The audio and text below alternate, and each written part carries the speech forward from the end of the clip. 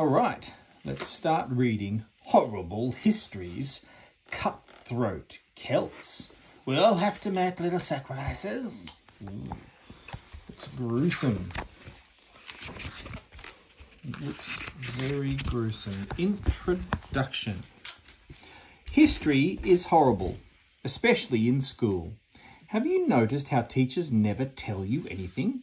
They ask you something and expect you to know. The Celts lived in the Iron Age. What's the Iron Age, Scylla? Well, my mum says it takes an age to do the ironing. They use funny new words and ask you to guess what they mean. How on earth can they expect that? They used to wode the dye to dye their clothes. I'm surprised they don't get won over by boy waces.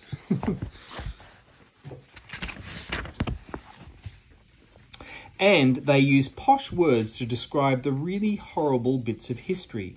The Celts decapitated their victims. He means they lopped off their heads. Then, just when there's a chance that history lessons may be getting interesting, the teacher stops and refuses you to tell you the gory details. But what did they do with the heads when they evaporated them? The word is decapitated. Now, get on with your writing.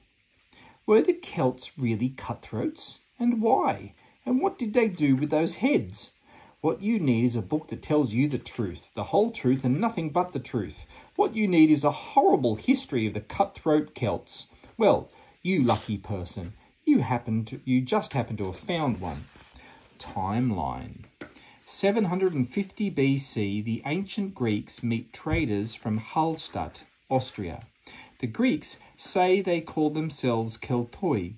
Dodgy spelling, but better than the Celts who can't write at all. 387 BC. Now the Celts meet the Romans and beat them in battle. The Romans, also dodgy spellers, call them Keltae. 279 BC. The Greeks drive the Celts out of Greece after the Battle of Delphi. The Greeks have the help of bad weather and landslides, which is cheating a bit. 225 BC. At the Battle of Telamon in Greece, the Romans beat the Celts. 218 BC. The Carthaginians of North Africa attack the Romans in Italy and the Celts help them, but 202 BC. The Romans beat the Carthaginians in Carthage and turn their attention to Celt lands in Spain and northern Italy. Sweet Roman revenge.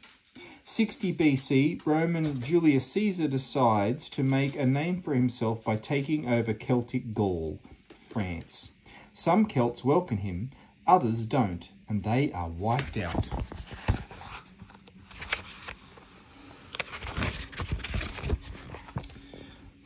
52 BC, Vercingetorix leads a Celtic rebellion against Caesar. Romans win and rule France. Then they start looking across the English Channel. And AD 43, Emperor Claudius defeats the Celts in Britain. They're driven back to the hills of Wales and Scotland despite. AD 61, a very bloody rebellion led by Queen Boudicca ends in another win for the Romans. AD 84, Battle of Mons Graupus in Scotland, and the last of the free Celts are now in Scotland and Ireland. The Romans rule, okay? AD 120, Emperor Hadrian builds a wall across the north of England to keep the Picts and Scot Celts out, or to keep them in, depending on which way you look at it. AD 312, Emperor Constantine becomes a Christian and the Roman Empire converts to Christianity. Even the Celts are converted and their old ways die. No more sacrifices. AD 410, the Romans leave Britain, but Angles, Saxons and Jutes rush in and settle before the free Celts can get back, a bit like musical chairs. AD 432, St. Patrick goes to Ireland and converts Irish Celts to Christianity. AD 493, the British Celts make one last effort to drive out the Saxons and win the Battle of Badon. Their leader is the awesome King Arthur, maybe. AD 520, awesome Arthur loses his last battle and he fights his own nephew, maybe. But while the British Celts are squabbling, the Angels and the Saxons take over the southeast of Britain and create Angel Land, or England. You may have heard of it.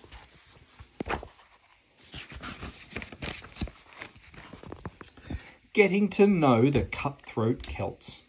Nobody really knows where they came from. It was far too long ago. Some historians say there were Celts in Britain around 1180 BC. Others say it was earlier.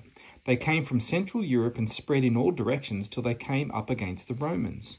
Now the Romans were a single nation. The Celts were dozens of tribes who fought against each other as often as they joined together to fight the Romans. In the end, some of these tribes were wiped out. Some agreed to be ruled by the Romans, and some were driven to the far corners of the known world: Ireland, Scotland, Wales, Cornwall, Brittany, and the small Isle of Man. These communities of Celts survive to this day. The thing that made them Celts was that they shared a language and they shared their legends and their customs. The Romans might have ruled them, but the Romans were still pretty scared of them. Celts are terrifying in appearance, with deep-sounding and very harsh voices. They use few words and speak in riddles. They often exaggerate with the aim of making themselves look good and making others look weak. They are boasters and threateners, yet they have quick minds and a natural ability for learning. Say I'm all the best or I'll bite your kneecaps off. Diodorus Siculus, 1st century BC.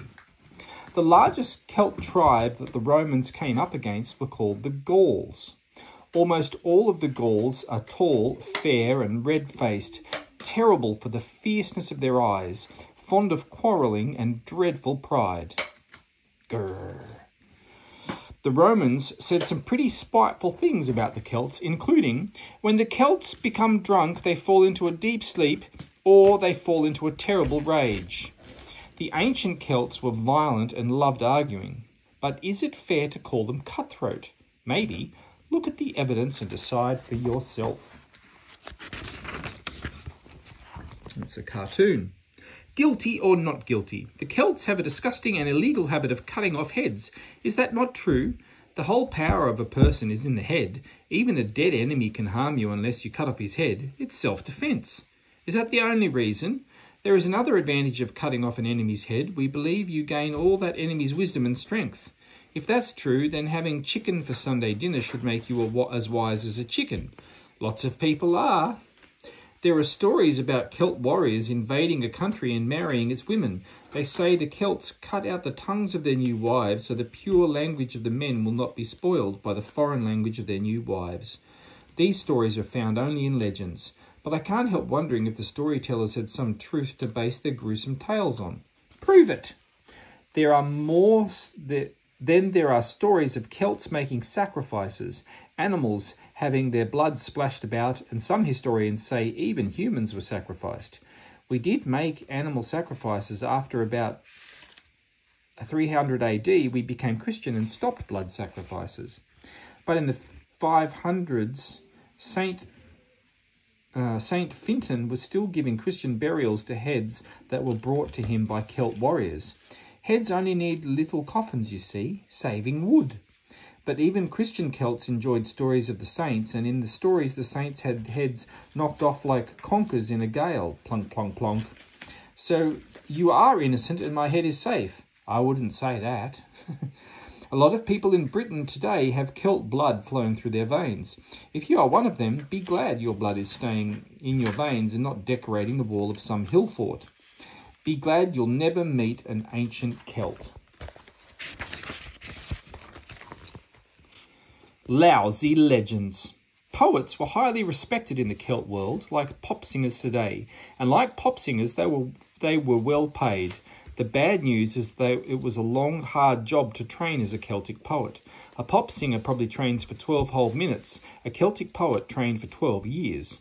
Poets learned grammar and very long poems. 80 in the first 6 years. They learned another 95 in the next 3 years, and by the end of the 12 years training, they would know 350 story poems, if they survived, that is.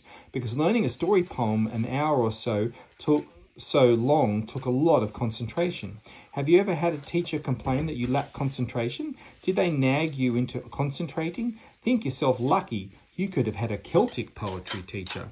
Lie down on the floor of a room with no windows. No bed either, just a hard floor. Place a heavy stone on your stomach, just like eating one of mother's scones. Place a blanket over your head. Spooky. Indeed, a poet should be in touch with the other world. Repeat the poem 100 times like a parrot. Please, sir, parrots haven't been discovered yet. I've just invented them. I'm a poet. He makes me sick as a puffin. After 12 years of that, they'd be tested. Mary had a little... Damn, I've forgotten it. The poet travelled around with a metal model of a tree branch. It had bells on, and they rang as he rode along or entered a feasting hall. Who is that poet? I don't know, but his face rings a bell. That's a bad joke, isn't it? The branch told you what sort of poet he was. A bronze branch for a qualified poet, a silver branch for an expert, and a gold branch for someone who was top of the pops. He'd swagger around in a cloak covered in birds' feathers. The feathers of white and coloured birds were worn below the belt, the crests and necks of mallard ducks above the belt. Some say a swan's head dangled down his back. Don't try making one of these, you'll just look quackers. The poet expected to be well paid for his entertainment. If he wasn't, then he was likely to compose a very sarcastic verse about the Lord in charge. I will take my brilliant poem and sell it to the nearest Roman. If you can't afford me bill, then Julius Caesar I will thrill instead. Never upset a king. Of course, some poets became too greedy, and in AD 574, King Aid Mac Einmiresh banned all poets from Ireland. The king had a symbol of his power, a brooch in the shape of a wheel. Some poets got a bit cheeky and asked him for it. Lords often gave pieces of jewellery for a good story, but the poets should never have asked for the wheel brooch. It seemed like they were taking power away from the lords and the king. St. Columba put in a good word for the poets, and they were allowed to stay, but they never again asked for impossibly grand payment. And never upset a poet. But be warned, it didn't pay to upset a poet. If he cursed you, you might lose in battle, break out in blisters, speak only in baby talk. Mummy, mummy, that nasty army beated me all up, then I got blisters all over. Terrible tales. Imagine the nastiest thing possible. That's the sort of thing the Celtic poets sang about. There's nothing wrong with the following story unless you're a member of the Pony Club and don't enjoy horse burgers and chips. Horses meant speed and beauty. They were linked to the Celtic sun gods. Celts believed that you could gain some of a horse's power by eating it. I've tried this. Does it work? Nay. Warning, horse lovers should skip the following poem. It is loosely based on a Celtic poem, very loosely. Well, to be honest, if it got any looser, it would drop off. The loose poem. The king was in his feasting house, waiting to be crowned. They killed a white horse, cut it up, and stirred it round and round. Inside a cauldron great and deep, and filled with water hot. They ate the horse meat, not the bones, until they'd scoffed the lot. Well, when I say the lot, I mean they didn't eat the saddle. The king stood up, and then he cried, "My friends, it's time we paddled." The king's friends all took off their clothes and jumped into the pot. They splashed around in bones and soup, and see how clean they got. And when they all had washed and scrubbed, they jumped back out again. They drank the horse soup every drop until the pot was drained. Blech. Not much wrong with eating horse meat. The French do it all the time. But would you drink bath water after all your smelly friends have bathed in it? Blech.